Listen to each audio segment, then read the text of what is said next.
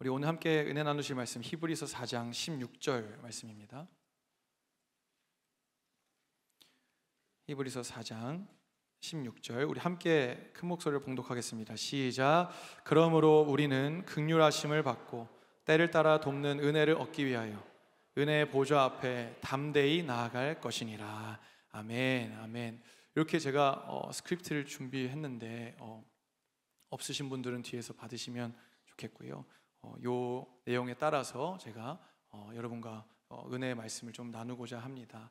오늘 제목은 열린 하늘문 보좌 앞에서 드리는 중보기도입니다. 저희 아내가 이 제목을 보더니 이름이 거창하구만 이렇게 얘기를 하더라고요. 네, 거창합니다. 왜냐하면 우리 주님은 크고 위대하신 분이시기 때문에 그렇습니다. 우리가 주님 앞에 예배할 때 그냥 작은 거 받아내려고, 그냥 내 삶에 아웅다웅하는 거 그거 받아내려고 기도하는 수준이라면 그것은 낮은 수준이겠죠. 주님이 원하시는 수준은 하늘 문을 여는 것입니다. 그 은혜의 보좌 앞까지 나아가는 것입니다. 그래서 주님이 이 제목과 이 내용을 기뻐하신다는 그런 마음이 듭니다. 저는 중보기도 사역을 막 전문적으로 티칭하는 그런 사역자는 아닙니다. 그래도 일찍부터 제가 예배 훈련을 받고 예배 사역을 하다 보니까 제 삶에 있어서 꽤나 많은 부분에서 이 중보기도가 주님께 올려드려졌던 그런 경험들이 있습니다. 그런 시간과 또 경험들, 또 하나님이 주신 마음을 가지고 오늘 이 예배와 중보기도를 풀어가려고 하는데요. 준비하면서도 하나님께서 저에게 베푸신 큰 은혜가 있었습니다. 할렐루야. 준비하는 과정에서도 그렇지, 아멘입니다. 주님, 저도 이렇게 예배하고 싶습니다. 이렇게 기도하고 싶습니다. 오늘 이 시간 통해서 여러분 안에도 하나님이 부어주시는 그 중보기도의 그 은혜와 은사와 또한 하늘의 불이 충만하게 부어지게 될 것을 선포합니다. 아멘. 네, 보시면 칸이 이렇게 있죠. 우리가 잘 아는 신학자들 또 유명한 설교가들 중에서 많은 수가 중보기도 하는 사람들이었습니다. 강의를 준비하면서 깨닫게 된 것은요, 결국 하나님의 마음을 구하고 하나님의 마음을 궁금해하고 하나님의 마음을 이렇게 알아가는 사람들은 결국은 자기 자신만 바라보면서 살지 않더라고요. 결국에는 영혼들을 바라보고 영혼들을 위해서 중보하는, 하늘의 문을 열면서 누군가를 위해서, 어떤 지역을 위해서 중보하는 그런 삶을 살더라고요. 왜냐하면 그들 안에 주님의 영이 있기 때문에 그렇죠. 하나님의 관심은 영혼에 있습니다. 할렐루야. 하나님의 관심이 영혼에 있기 때문에 그 하나님의 영을 받은 사람도요, 사람들에게 무관심할 수가 없습니다. 사람들에게 관심을 갖고 그 영혼들에게 관심을 갖고 그 다음에 그 가운데 주님이 베푸실 은혜가 무엇이 있을지, 주님이 어떤 일을 하셔야 할지 막 구하는 그런 기도로 나아가게 되는 것이죠. 그래서 성령의 사람은 기도하게 되어 있고요, 특히나 중보기도하게 되어 있습니다. 할렐루야. 보시면 주님은 나의 최고봉이라는 유명한 책이죠. 매일같이 묵상하는 그 저자인 오스왈드 챔버스는 이렇게 이야기합니다. 중보기도는 하나님과 사람 사이에 서서 하나님의 관점에서 사람을 바라보고 또 사람의 입장에서 하나님께 간구하는 것이다 라고 이야기를 했어요. 맞죠? 중보기도자는 하나님과 사람 사이에 서 있는 사람입니다. 거기에서 주님께 간구하고 또한 주님으로부터 받은 그 권위 가운데 그 하늘의 것을 이 땅 가운데 풀어내고 선포하는 그런 사람이 중보기도자입니다. 할렐루야. 또 워치만 리는 이렇게 이야기했습니다. 기도는 하나님이 땅에서 역사하시기 위한 법적인 통로다. 할렐루야. 하나님이 땅에서 역사하시기 위한 법적인 통로. 누군가 구할 때 하나님이 그렇지, 내가 정당하게 일할 거야, 이 법적인 통로를 통해서 일할 거야 하면서 땅에서 일하신다라는 것이죠. 그래서 우리가 선교 이렇게 말씀을 들을 때, 정의호 목사님 또 윤성철 목사님 말씀 들을 때 선교지에 가서 가장 먼저 뭐부터 하라고 말씀하십니까? 예배부터 하라. 왜냐하면 법적인 통로가 뚫리는 거죠. 그곳에 하나님이 역사하실, 모든 어둠의 권세를 깨뜨리실. 그래서 기도는 하나님이 땅에서 역사하시기 위한 법적인 통로다. 중보자는 하나님의 통치를 이 땅에 선포하는 대사다. 할렐루야. 김하중 장로님의 하나님의 대사라는 유명한 책이 있잖아요. 거기에 보면 믿는 우리는 몸은 이 땅에 살지만 보내신 이인 하나님의 그 권위와 하나님의 뜻을 붙잡고 살고 또 그것을 이 땅 가운데 풀어내는 그런 하나님의 대사다, 이런 내용입니다.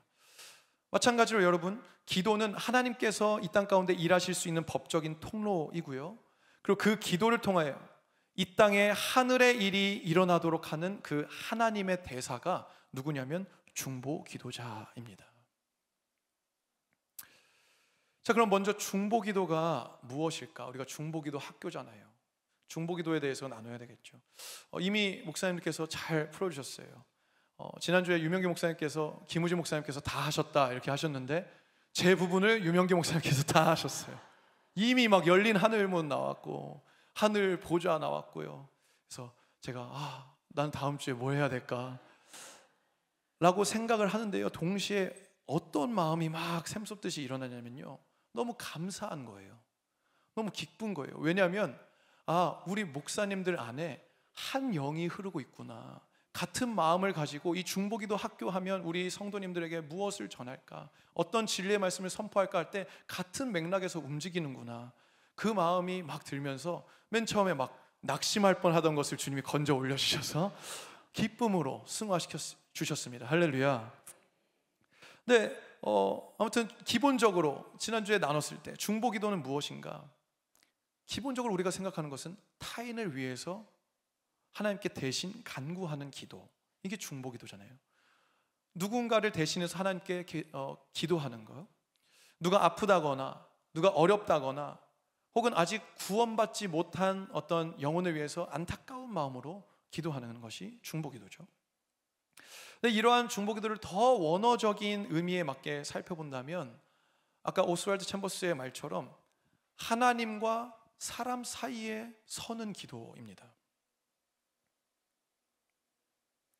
이 뜻이 막아서다, 대신하다라는 의미도 이렇게 있는데요, 여러분, 막아선다라는 것은 모세처럼, 성경의 모세처럼 하나님이 막 이스라엘 백성을 치시려 하고 징계하시려 하고 다 없애버릴 거야, 다 죽일 거야 이렇게 하실 때 그 하나님 앞을 막아서서 주님 안 됩니다, 이들 당신의 백성이지 않습니까? 하나님이 말씀합니다. 네 백성이다. 아닙니다, 당신의 백성입니다. 막아서서 그들이 멸망하지 않도록 기도하는 것, 그것이 중보기도 안에 들어있는 것이고요.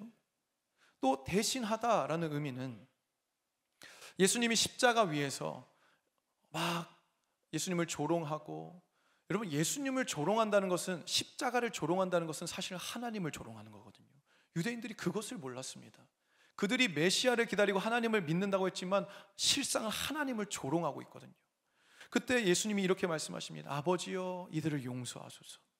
이들은 자신들이 어떠한 잘못을 하고 있는지 알지 못합니다. 이들 무지해서 그렇습니다. 용서해 주십시오. 대신해서 용서를 구하는 그런 모습 있잖아요. 그런 것들을 생각해 볼 수 있겠죠. 이렇듯이 중보기도자들의 이 포지션은 하나님과 사람 사이다라는 것입니다. 그런데요, 동시에 중요한 것이 하나 있는데, 여기 스크립트에 보시면 중요한 것은 뭐라고 쓰여져 있습니까? 중요한 것은 방향과 순서다. 중요한 것은 방향과 순서라는 거예요. 여러분, 중보기도는 단순히 누군가를 만나서 누군가의 어려움을 막 듣습니다. 그 다음에 그거 가지고 그냥 하나님께 구하는 그 수준이 아니다라는 거예요. 사실 중보기도는 먼저 하나님의 마음을 알고, 할렐루야, 하나님의 마음을 알고 그 하나님 아버지의 심장을 가지고 있는 그 사람이 하늘의 것을 구하고 하늘의 것을 땅에 선포하는 기도, 그게 진짜 진정한 의미의 중보 기도거든요. 그래서 이 기도를 위해서는 방향과 순서가 중요한데요, 사람을 먼저 보고 사람의 니드를 막 하나님께 구하는 이 수준은 초보 단계이고요, 반대로 우리가 아까 깊게 예배했잖아요. 그런 늘상 내 삶 가운데 그 예배를 통하여 하나님을 먼저 바라보고 하나님의 마음이 내 안에 막 부어져 있어서 하나님의 마음을 알아서 그 마음을 이 땅 가운데 선포하고, 그리고 그 마음을 가지고 있는 사람이 누군가의 어떤 니드, 누군가의 어떠한 기도 제목을 들었을 때 주님 들으셨죠? 주님 이루어 주십시오. 당신의 뜻이지 않습니까? 당신이 이 영혼을 고치기를 원하시지 않습니까? 주님 들어주십시오. 먼저 하나님과 교통돼서 하나님께 방향이 설정되어 있는 사람, 그리고 그것을 가지고 이 땅을 보면서 그 다음이 이 땅 가운데 이 기도를 풀어내는 것. 그래서 결국 진정한 의미의 중보기도는 무엇일까요? 기도자가 먼저 하나님을 그 지성소에서 만나고 하나님의 마음을 그 지성소 가운데 이렇게 부은 바 되어져서 그 마음으로, 여러분 하나님의 마음이 우리 안에 들어오면 어떻습니까? 영혼을 바라볼 때 안타까운 마음이 들죠. 긍휼한 마음이 들죠. 그 영혼을 안타깝게 여기면서 그 가운데 하나님의 통치가 임하기를, 하나님의 나라가 그 가운데 임하기를 선포하고 구하는 것이 진짜 중보기도입니다. 할렐루야. 우리는 그렇게 하나님 마음, 하나님 심장, 하나님 하트가 담긴 그 중보기도를 해야 합니다. 여러분, 그렇다면 그 중보기도가 언제 이루어질 수 있을까요? 여러분, 우리는 잘 아시다시피, 우리 스스로가 잘 알다시피 내 힘으로는 여러분 중보기도가 가능합니까? 불가능합니까? 불가능해요.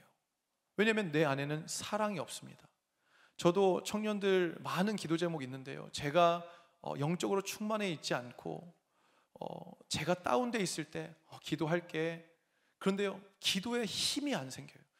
입술로는 기도합니다. 근데 아시잖아요 여러분, 진짜 막 주님 앞에서 막 기도가 막 부어지면 막 불이 나가잖아요. 근데 그냥 힘없이 주님 도와주십시오. 여러분, 이건 중보기도가 아니라 방해기도죠, 그렇죠? 막 힘있게 막 선포하고 막 중보해서 하나님 일하시도록 해야 되는데 막 하나님 일하시려고 하는데 푹 꺼지게 주님 도와주십시오, 이렇게 하면은 주님 막 힘이 안 나실 거 아닙니까? 우리 안에는 사랑의 마음이 없기 때문에 중보할 수 있는 힘이 없습니다. 사람은 기본적으로 이기적입니다. 우리가 선행도 하고 누군가에게 도움도 주지만 그것도 내가 여유로울 때이지, 내가 삶이 팍팍해지고 재정적으로 힘들고 어려워지면요, 주님 없으면 우리 마음 확 닫혀버립니다. 주님이 마음 주실 때 마음이 열리고요, 주님이 영을 부어주실 때 그 사랑의 마음이 열리는데, 그거 없으면 우리는 상황과 환경에 따라서 마음이 닫혀버리는 이기적인 존재인 거죠. 그것이 육신의 속성입니다. 어쩔 수가 없어요. 그래서 성경은 이렇게 말씀합니다. 디도서 3장 3절 말씀, 우리 함께 한번 읽어볼까요? 시작. 우리도 전에는 어리석은 자요,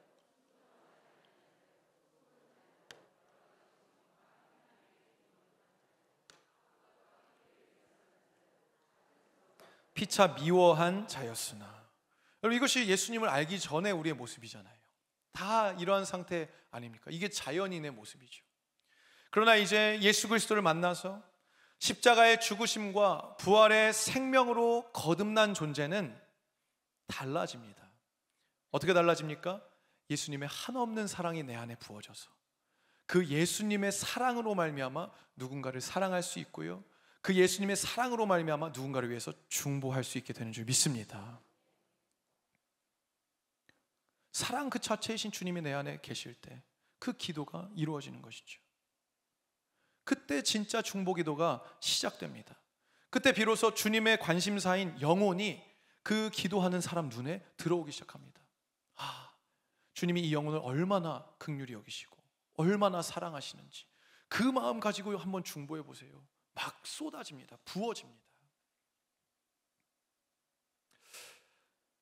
여러분, 유명기 목사님께서 지난주에 진짜 중보자는 예수 그리스도밖에 없다 말씀하셨습니다. 성경이 선언하고 있습니다. 유일한 중보자 예수 그리스도밖에 없다. 왜냐? 죄가 없으신 분이 예수님밖에 없기 때문에. 할렐루야. 우리는 죄덩어리이기 때문에 중보자 자체가 될 수는 없어요. 그런데 그 중보자이신 예수님을 우리가 만나고 그 주님이 내 안에 계시면서 내 왕이 되어주시면서 무슨 일이 일어납니까? 그 예수님의 마음과 뜻이 내 삶 가운데도 부어지기 시작하는 거죠. 주님이 이런 마음을 가지고 계셨구나. 주님이 이러한 생각을 갖고 계셨구나. 이 영혼을 보면서 주님이 이러한 엄청난 뜻을 가지고 계셨구나. 여러분, 그 마음이 부어지면요, 중보할 수밖에 없습니다. 중보기도 하지 말라고 해도 중보기도가 나옵니다. 왜냐? 예수님은 중보자이시기 때문에. 중보자의 영이 내 안에 계시는데 중보기도를 어떻게 안 할 수가 있습니까? 우리 주님은 살리시는 분이십니다. 할렐루야. 회복시키시는 분이십니다. 상한 갈대를 꺾지 않으시고 꺼져가는 등불을 끄지 않으시겠다 말씀하시는 긍휼의 하나님이십니다. 그러면 그 주님의 마음이 부어질 때 우리 안에도 이 원리가 작동되는 것이죠. 그렇다면 언제 주님의 마음이 강력하게 부어질까? 바로 예배할 때입니다. 여러분, 예배로 우리가 주님을 먼저 만날 때 주님의 마음이 우리 안에 부어집니다. 예배로 성령이 우리 안에 충만하게 임하실 때 영혼을 위해서 말할 수 없는 탄식으로 기도하시는 그 성령의 마음이 우리에게 막 충만하게 부어집니다. 할렐루야. 그때 비로소 진짜 중보기도가 나가게 되는 것입니다. 결국 여러분, 이렇게 이야기할 수가 있겠죠. 우리 2번 예배와 중보기도 보시면 예배와 중보기도는 하나다라고 볼 수가 있습니다. 여러분, 말 그대로 진짜 예배드리는 그 예배로 하나님 만나는 예배자야말로 중보기도자가 될 수가 있고요. 또 하나님의 마음을 가진 중보기도자는 예배를 통해서 가능하게 됩니다. 둘이 같이 이루어진다라는 거예요. 그래서 예배와 중보기도의 관계는 분리시킬 수가 없는 거예요. 여러분, 강력한 예배자들은요 다 중보기도자로 서게 됩니다. 우리 한국에도 강력한 예배팀들이 많이 있죠. 우리 아가파오도 있고 또 많이 아시는 아이자야 61, 예수전도단, 여러 예배팀들이 있습니다. 그런데요, 제가 자세히 보니까 이 팀들이요 깊은 예배 가운데 들어가서 결국 하는 것은요, 결국은 도시와 나라와 세계 열방 가운데 이루실 하나님의 그 선교, 하나님의 일하심, 그것을 위해서 막 중보기도 합니다. 아이자야 61도 학교에서 하나님의 임재, 학교에서 기도 모임을 세우는 막 그런 기도, 중보기도를 하고요. 아가파오 세계의 열방을 다니면서 그곳에 하늘문을 열잖아요. 왜 그럴까요? 예배하면요, 예배 안에서는 중보자이신 예수의 영이 부어지기 때문에 그렇습니다. 그러니까 가만히 있어도 중보기도를 할 수밖에 없어요. 내 안에 주님께서 그렇게 일하시니까요. 여러분, 기도의 본질이 무엇입니까? 여기 기도의 본질 제가 써놨습니다. 하나님과의 대화, 성령과의 교통이다. 우리 많이 들어봤죠. 여러분, 하나님과 대화하고 성령님과 교통, 이렇게 소통하기 위해서는 무엇부터 먼저 해야 됩니까? 만나기부터 해야겠죠. 만나지도 않았는데 어떻게 대화를 할 수 있습니까? 만남의 장이 형성되어야 대화할 수 있고 서로 눈도 맞출 수 있고 얼굴도 보고 알아갈 수 있죠. 제가 청년 사역 하다 보니까 늦게 들어가는 일이 많습니다. 11시, 12시. 근데 문제는 저희가 집에 둘째가 생겼다는 거죠. 그래서 집에서 두 아기가 막 난리를 치는데 남편은 없죠. 그러니까 아내가 혼자서 막 땀을 뻘뻘 흘려가면서 제가 집에 가면 약간 그 피난민이 집에 이렇게 있는 것 같은 거예요. 와, 너무 안쓰럽고 미안하고. 제 아내가 혼자 두 아이를 돌봐야 하는 경우가 많습니다. 어느 날은 사역 끝나고 이렇게 들어가니까 한 11시 정도가 된 거예요. 제 딴에는 이제 미안하니까 집이 이제 고요한 거 보니까 다 자고 있구나. 집안일을 좀 해놓자. 집이 폭탄 맞은 것 같더라고요. 그래서 전쟁터인 막 집을 치웠습니다. 설거지도 해놓고 막 젖병도 씻어놓고 한 12시 정도 돼서 이제 끝났어요. 그러면서 마음에 이제 어떤 마음이 듭니까? 뿌듯한 마음이 들겠죠. 아, 이제 칭찬받겠다. 아, 좋아하겠지? 근데 이제 좀 제가 쉬려고 하니까 아내가 갑자기 나온 거예요. 밤에 이렇게 자다가 깨서 짜증 가득한 얼굴로 나와서 이렇게 주변을 둘러보더니 퉁명스럽게 이렇게 이야기하는 거예요. 누가 이런 거 해달라 했어? 작게 말했는데 제가 들었어요. 내가 누가 이런 거 해달라 했어? 약간 이렇게 하는 거예요. 여러분, 욱하지 않습니까? 저 좋은 마음으로 했는데, 아니 고맙다고는 못할 망정 왜 저렇게 이야기하나. 그리고는 뭐 약간의 막 갈등이 있으면서 쉬어야 되는데 막 갈등이라고 하는 것은 부부 싸움인 거죠, 그렇죠? 그렇게 한참을 대화하다 보니까 나중에 이렇게 이야기하는 겁니다. 나도 당신 피곤하고 힘든 거 다 안다. 하나님의 일 귀한 거 다 안다. 그렇기 때문에 또 늦게 들어와서 막 이렇게 일하는 거 나도 원치 않아. 내가 그거 원하는 거 아니야. 그냥 내가 원하는 것은 당신이 조금이라도 일찍 들어와서 잠깐만이라도 대화하고, 또 늦게 들어왔다 할지라도 피곤해 잘게 이렇게 하는 게 아니라 잠깐이라도 눈 마주치고 대화하고, 오늘 뭐 힘든 것은 없었는지, 오늘 애들은 어땠는지 그 얘기를 들어주면 되는 거야 이 바보야, 이렇게 하는 거예요. 그렇죠? 내 마음 터놓는 그 마음, 그 만남의 시간을 원한다, 그렇게 이야기하더라고요. 여러분, 저는 그 만남의 시간을 원하는지도 모르고, 왜냐하면 대화하지를 못하니까요. 그냥 내가 일하면 좋아하겠지. 여러분, 우리도 마찬가지입니다. 바쁜 시간을 쪼개서 우리가 많은 사역도 하고 섬김도 합니다. 근데 너무 중요한 거예요. 이거 중요합니다. 이거 주님이 기뻐하세요. 그런데 그보다 먼저 하나님 그분을 만나서 그분의 마음을 알고 그분과 대화하고, 그것이 더 중요하다라는 거예요.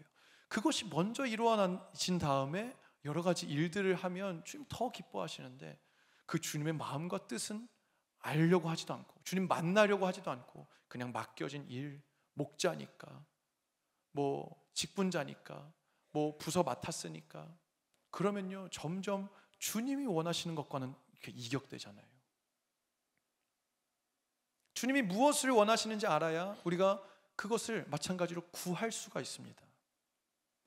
저희 아내가 그걸 원하는 걸 알았으니까, 제가 대화를 통해서 알았으니까 다음에 들어가면 어떻게 하겠습니까? 조금이라도 힘을 들여서 눈을 마주쳐서 대화하려고 하겠죠. 알면 구하게 돼 있어요. 알면 행하게 돼 있습니다.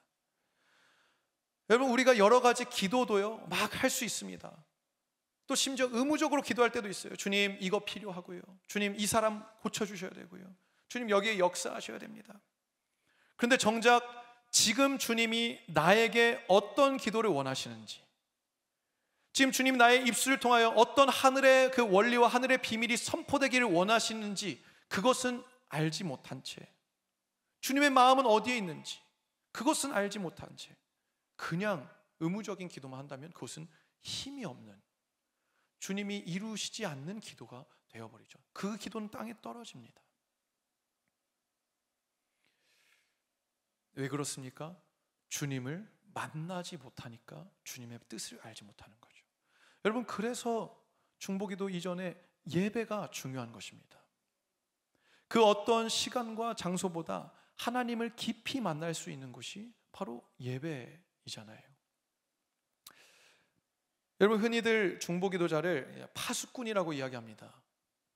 들어보신 분 계실 거예요. 파수꾼. 영적으로 깨어서 먼저 하나님이 하실 일들을 이렇게 바라보고, 높은 곳에 서서 하나님 이 일을 하시겠구나, 그리고 바라보고 그것을 말씀으로 분별해서 그 영역에 대해서 정확하게 기도하며 하나님의 마음을 가지고 구할 때 강력한 하나님의 일이 일어나게 되는 거죠. 그래서 중보기도자들을 보고 파수꾼이라고 이야기합니다. 제가 포병부대에서 근무를 했거든요. 포병부대는 뭐 여러 보직이 있지만 포를 팍 쏘는 그런 병사들이 있고, 그런 보직이 있고, 또 일부는 높은 산에 막 열심히 올라가서 포는 이렇게 산을 넘어서 이렇게 가잖아요. 그래서 우리 타겟이 있을 지점 그 근처로 가서 관측하는 사람들이 있습니다. 그래서 관측해서 타겟을 살펴보고 연락하는 거죠. 타겟 여기 좌표를 막 불러줍니다. 거기 정확하게 때리세요. 그럼 여기서 팡 쏘면 그 산 하나가 완전히 초토화되는 것입니다. 마찬가지입니다. 예배 가운데 우리 중보하는 사람들은 예배하는 중에 높으신 하나님 아버지의 마음을 이 관측병처럼 딱 보는 거죠. 보고 주님이 어떻게 일하실지를 보고, 우리가 기도의 포탄을 막 쏴야 할 그곳에 강력한 중보기도의 집중 포화를 막 할 때 모든 영적인 결박들이 초토화되어지고, 할렐루야, 하나님이 그곳에 일하시는 것입니다. 금성 때 보면 그런 일들이 많잖아요. 담임 목사님 올라오셔서, 담임 목사님 강력한 중보기도자신데 기도하시다가 그 하나님의 영 가운데 지금 기도가 필요한 영역에 대해서 보시고 선포하십니다. 그리고 그곳으로 막 집중해서 기도할 때 막 하늘문이 막 열리고 막 치유가 일어나고 하잖아요.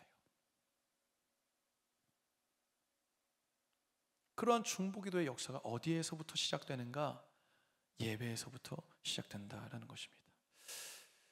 이 원리에 따라서 우리는 이 말씀을 붙잡아야 합니다. 히브리서 4장 16절 말씀 우리 함께 선포해 볼까요? 시작. 그러므로 우리는 긍휼하심을 받고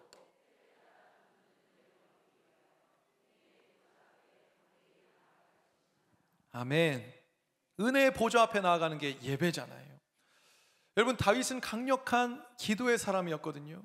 근데 이 다윗의 기도, 우리가 말씀을 보면서 이 다윗의 기도를 살펴보면 다윗은 기도로 하늘 문을 열었고 하나님의 마음을 움직였고 이스라엘이 싸울 때마다 승승장구하게 이기게 했습니다. 그의 기도에는 능력이 있었어요.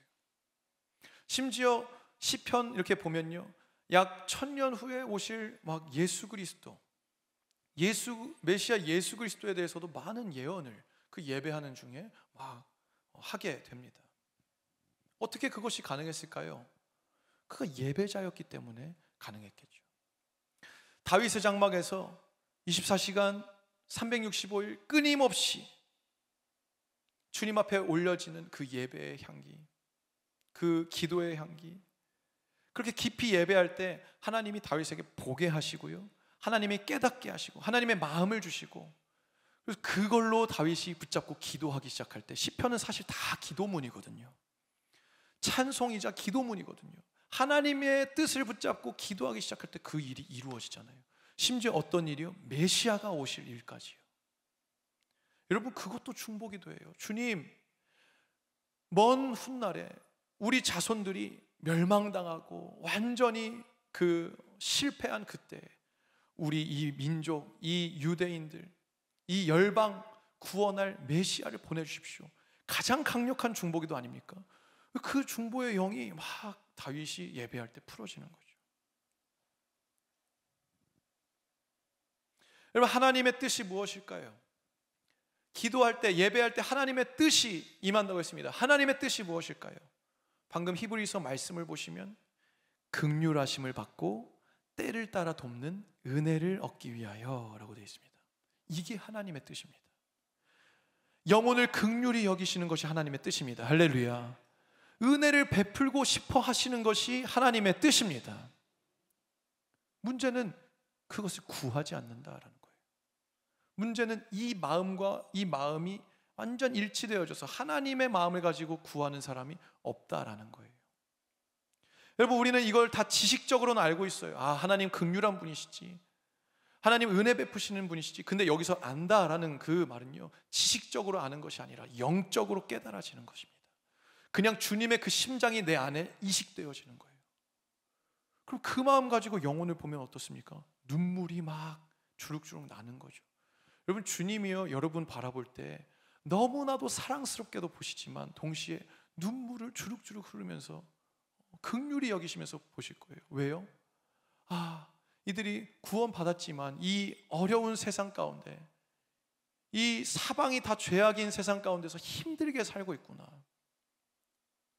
우리가 또 그러다가 죄 짓고 넘어지면 그거 보고 또 주님께서 우실 거예요.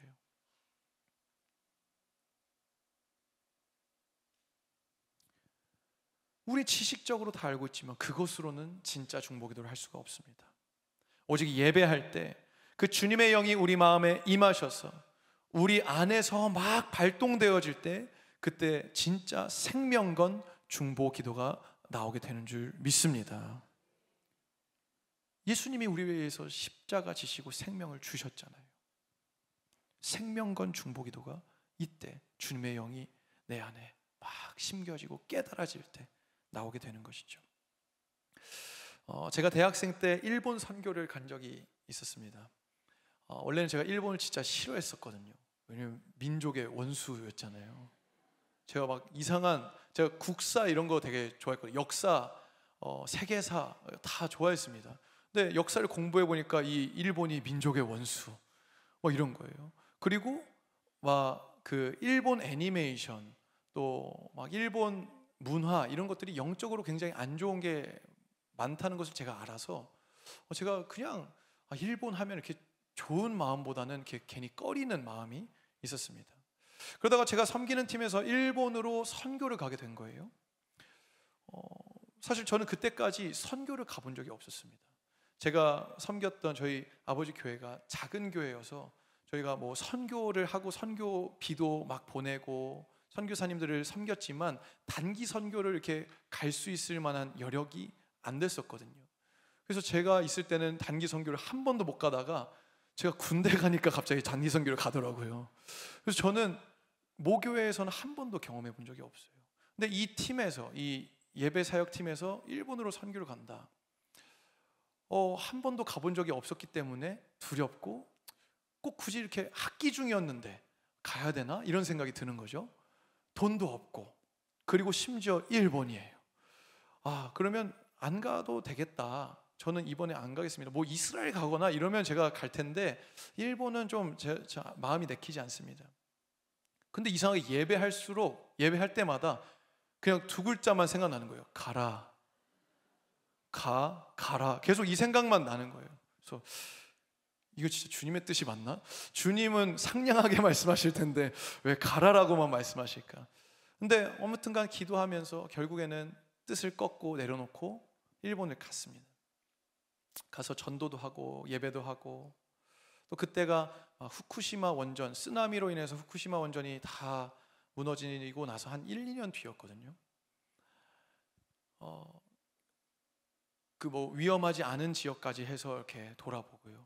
위험하지 않은 지역, 원전에서 위험하지 않은 지역까지 가도요, 거기가 쓰나미에 다 밀린 바닷가 지역이었거든요. 이와키라는 곳을 제가 갔는데 완전히 집터만 남고 다 마을이 없어져 있는 거예요. 그냥 여기 보면 여기 화장실이었구나 이게 알 정도예요. 그냥 타일이 이렇게 돼 있고 여기는 방이었구나. 마치 문화재처럼 집터만 남긴 채 그 마을이 엄청 큰데 마을이 그냥 다 없어졌습니다. 보면서 안타깝더라고요. 그런데 더 안타까운 것은요, 이 안타까운 현실을 봤는데 막 눈물로 중보하는 수준은 아닌 거예요. 제 마음이 그냥 주님 불쌍히 여겨주십시오. 아까 말한 지식적으로 아는 수준인 거죠. 그렇게 선교가 끝나고 마지막 날이 되었습니다. 같은 일행들 또 멘토 목사님 다 한국으로 가셨고, 저랑 제 친구 건반 치면서 찬양하는 친구, 저는 기타 치면서 찬양했고, 또 한 명, 이렇게 세 명이 비행기 시간이 달라서 남았었습니다. 한 8시간 정도 남았었던 것 같아요. 그래서 우리 뭐 할까? 그러다가 좀 우리 엔화도 좀 남고 그랬으니까 도쿄에 기도의 집이 있다더라. 기도의 집에 가서 한두 시간 우리 예배하고 일본 위해서 예배하고 우리 헌금도 하고 그 다음에 좀 도쿄 구경도 하고 한국으로 가자.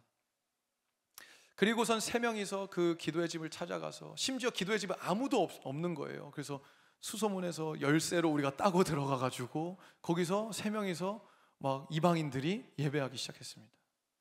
근데 그 예배 가운데 진짜 하늘 문이 확 열리는 거예요. 하나님 마음이 막 부어지는 거예요. 저희는 한두 곡밖에 안 했는데 그 이후에는 그냥 성령님이 인도하시는 대로 뭐 악보도 없이 뭐도 없이 가사도 없이 새 노래로 중보기도로 엄청나게 예배했습니다. 그냥 일본 땅을 너무나도 긍휼히 여기시는, 너무나도 불쌍히 여기시고 막 일본을 위해서 지금이라도 달려오고 싶어 하시는 그 하나님의 마음이 막 부어지는 거예요. 셋다예요. 성령님이 거기서, 그러니까 기도가 쌓이고 예배가 쌓인 장소에서 막 우리가 예배하니까 성령님이 막 기뻐하신 거죠. 한참을 통곡하고 회개하고 축복하고 중보했습니다. 그동안 한 번도 눈물이 안 났었는데 이때는 진짜 뭐 서로 얼굴도 못 쳐다보고 막 통곡하면서 예배했어요. 한참을 그렇게 하고 시계를 보니까 5시간이 흘러가 있더라고요. 한두 곡으로 그냥 5시간을 예배했어요. 그래서 막 콧물 범벅된 상태로 빨리 일어나서 야 우리 이러다 사는 거 못 가겠다 하면서 울면서 뛰쳐나온 기억이 있습니다. 여러분, 이 기도가 제 삶 가운데 강력하게 하나님이 가르쳐 주셨던 충보기도였습니다. 이 기도는 시간 가는 줄도 모르고 주님의 심장에서 일어나는 그 진짜 통곡이 막 터져 나오고, 제 심지어 이런 기도까지 막 나오는 거예요. 주님, 이 일본 땅의 모든 죄를 저한테 전가하셔도 좋으니까 이들 좀 구원해 주십시오. 제가 기도하고 놀랄 정도. 이런 기도하면 안 되는 거 아닌가? 아마 모세도 자기가 기도하고 놀랐을 것 같아요. 제가 이 기도하고 그냥 속으로 이렇게까지, 근데 막 감동을 주시니까 하는 거죠. 여러분, 이게 진짜 중보기도예요. 요한계시록에 보시면 보좌 앞에서 어린 양 예수 그리스도께 예배하는 장면이 나옵니다. 계시록 5장 6절 8절 말씀인데요, 제가 너무나도 사랑하는 말씀인데 우리 함께 한번 선포하겠습니다. 시작. 내가 또 보니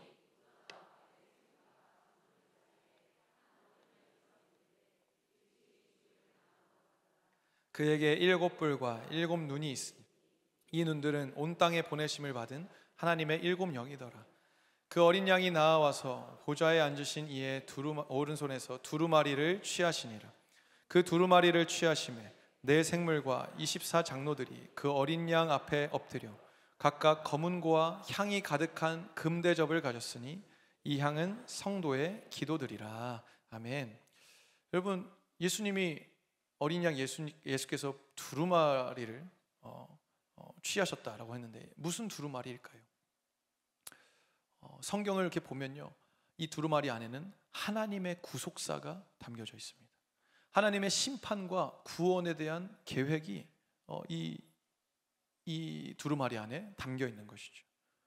그래서 누가 이 두루마리를 뗄 수 있습니까? 인봉을 뗄 수 있습니까? 어린 양 예수 그리스도. 그 주님께서 그 인봉을 떼시면서 이 땅의 심판과 또한 동시에 하늘 백성의 구원이 이제 막 완성되어 가는 것이죠. 여러분, 그런데 그 주님의 보좌 앞에 무엇이 있다라고 이야기하고 있냐면 향이 가득한 금대접이 있다라고 이야기합니다. 그리고 이 향은 성도들의 기도다라고 말씀합니다.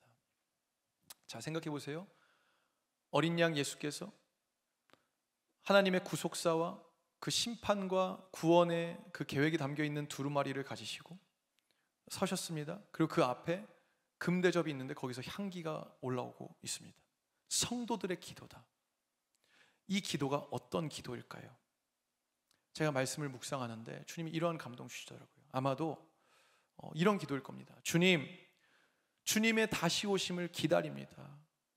주님, 이 땅 가운데서 믿음을 지키기가 너무 어렵습니다. 또 심지어 순교당한 사람들도 있습니다. 주님, 이제는 빨리 오셔서 모든 사탄 원수를 멸하시고 심판을 이루어 주십시오. 그 인봉을 떼십시오. 인봉을 떼시고 여기에 있는 심판을 이루십시오라는 기도, 그런 탄원 기도와 또 하나는 무엇이냐면, 주님, 그럼에도 아직 구원받아야 할 아직 그런 불쌍한 영혼들이 있습니다. 주님의 마음을 내가 가지고 중보합니다. 주님, 그들 긍휼히 여기시고 구원해 주십시오. 그렇게 간구하는 중보 기도의 향이 같이 함께 올라올 것입니다. 왜냐하면 주님이 지금 잡고 계신 뜻이 그 심판과 구원의 내용이기 때문에 그렇습니다. 여러분, 예배하는 자들은요, 주님 앞에서 예배하는 그 주님과의 만남 가운데 주님의 뜻을 알게 되거든요. 주님의 뜻이 무엇입니까? 이 두루마리. 그리고 그 뜻대로 기도합니다. 이 기도를 통하여 주님은 어떻게 일하십니까? 요한계시록 7장 15절에서 17절 말씀, 주님 이렇게 말씀하시죠.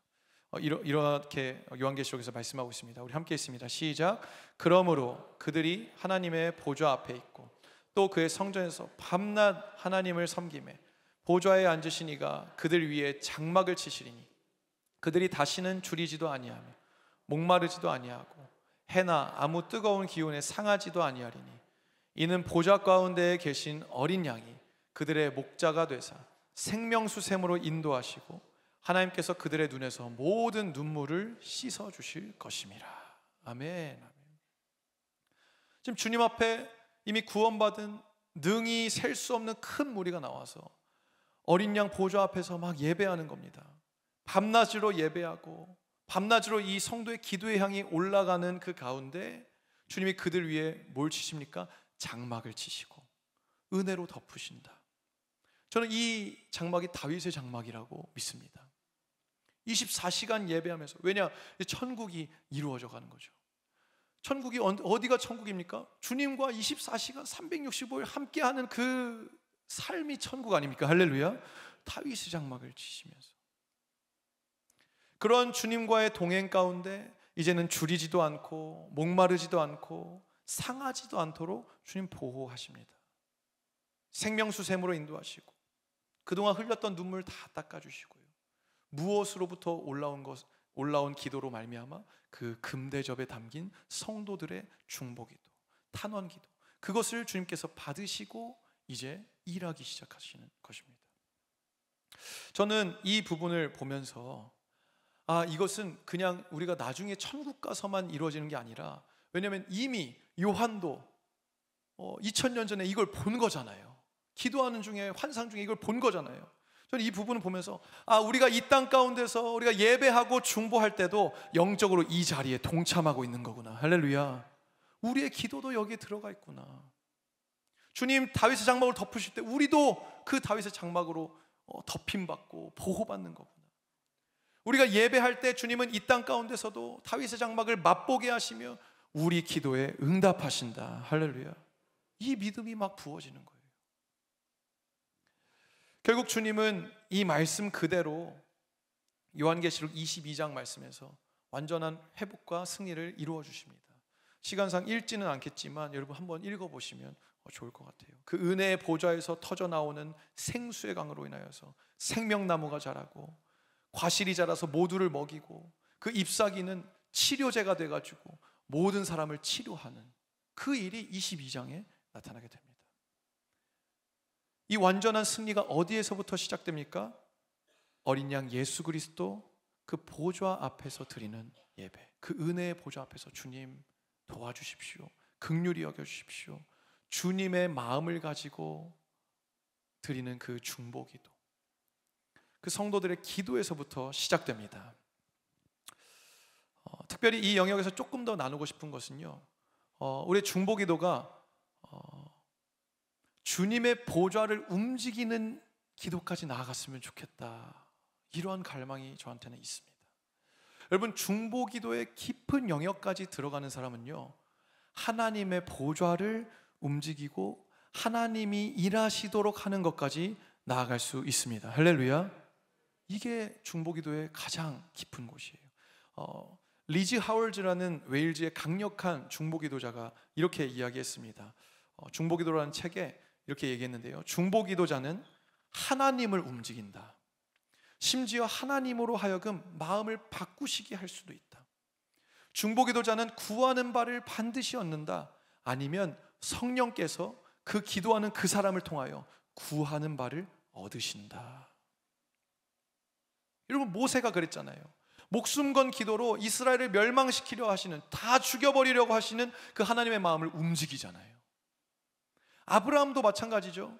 하나님께서 소돔과 고모라를 다 멸하여 버리겠다 할 때 아브라함이 뭐라고 얘기합니까? 주여, 의인 50명이 있어도 멸하시겠습니까? 45명, 40명, 30명, 20명, 10명.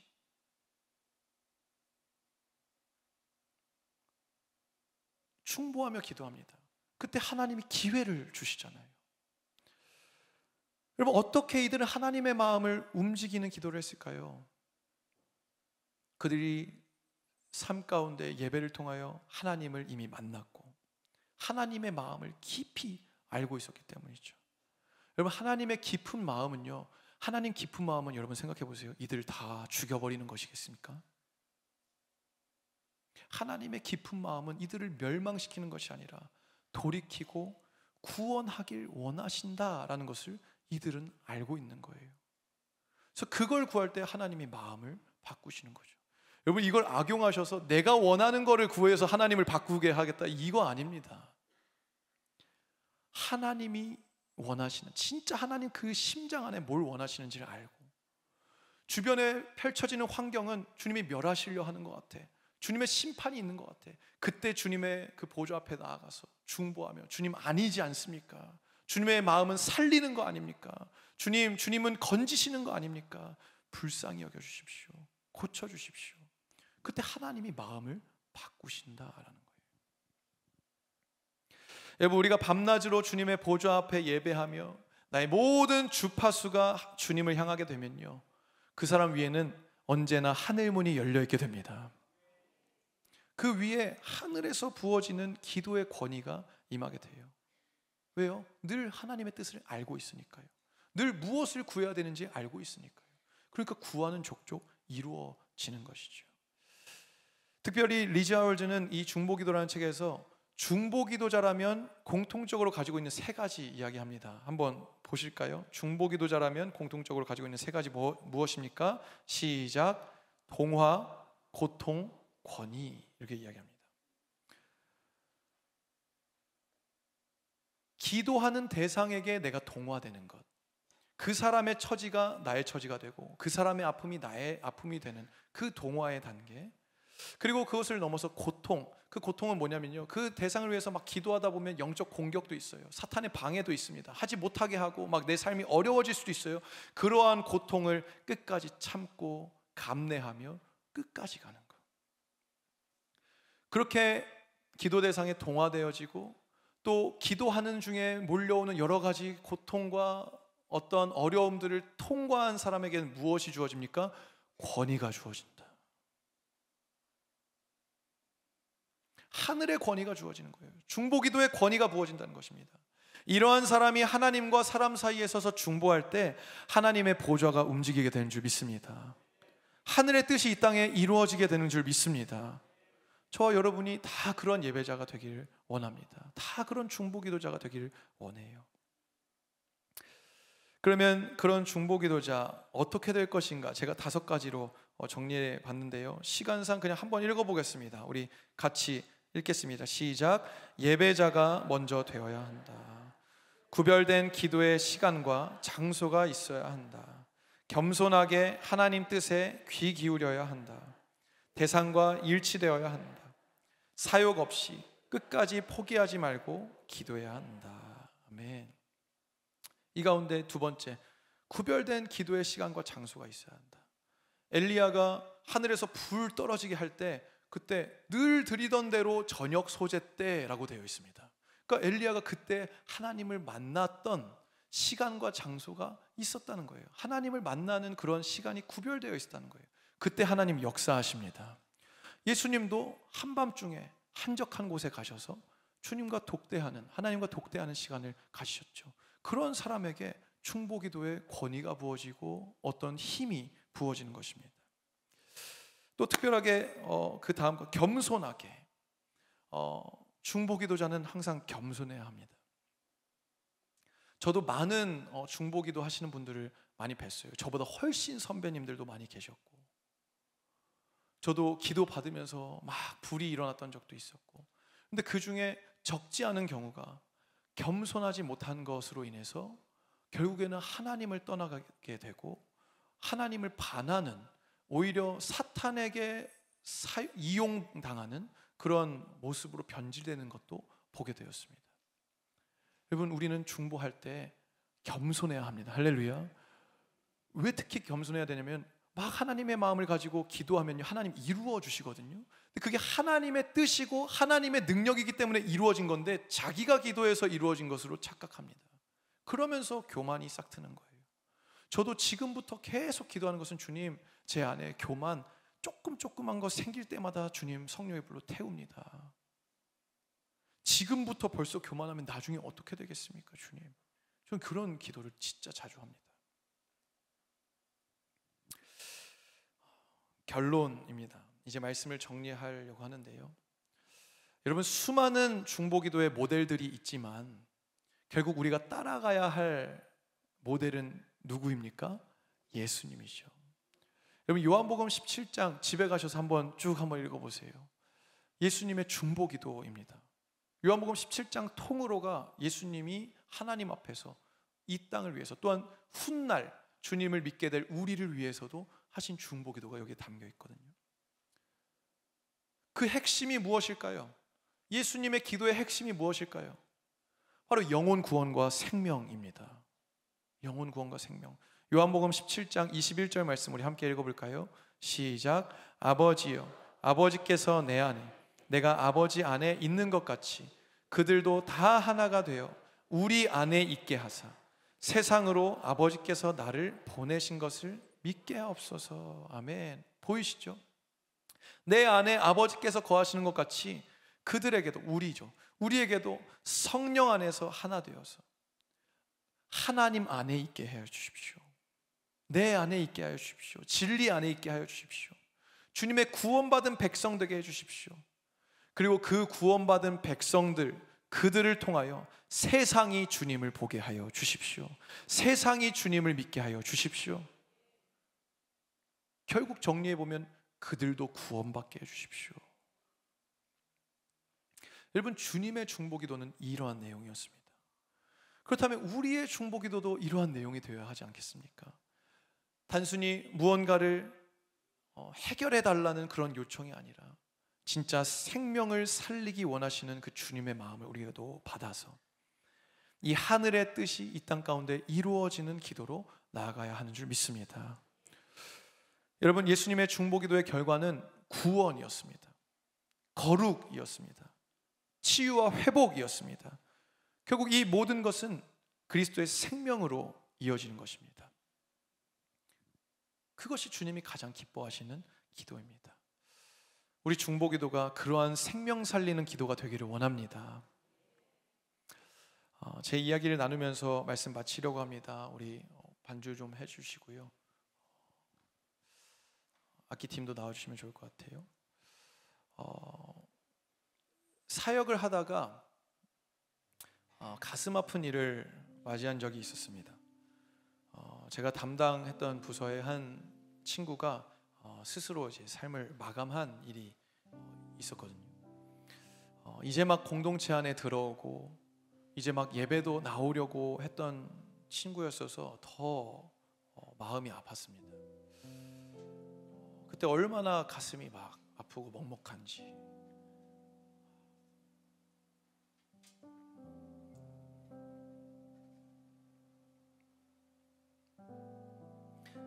또 사역자로서 얼마나 죄책감이 들었는지 모릅니다.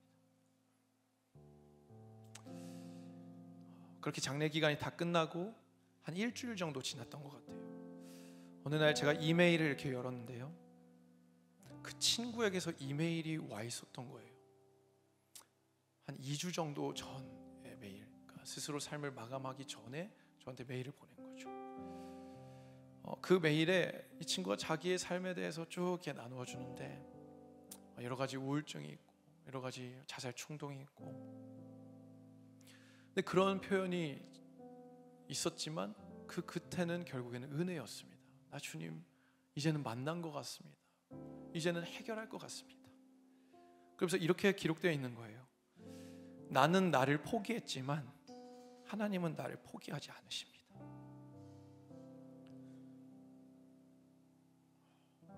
제가 이 글을 보면서 너무 많이 울었습니다.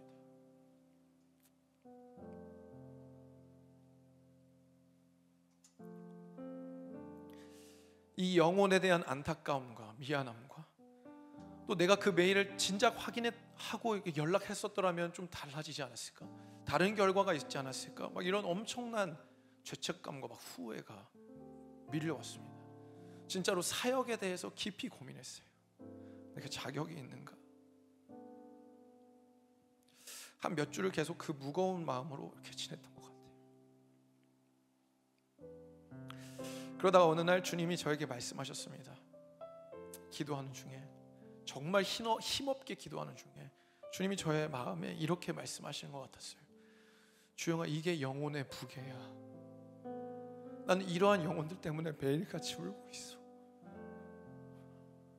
나는 이러한 영혼들 때문에 매일같이 울고 있어. 한 영혼이 천하보다 귀하다는 게 이 무게야.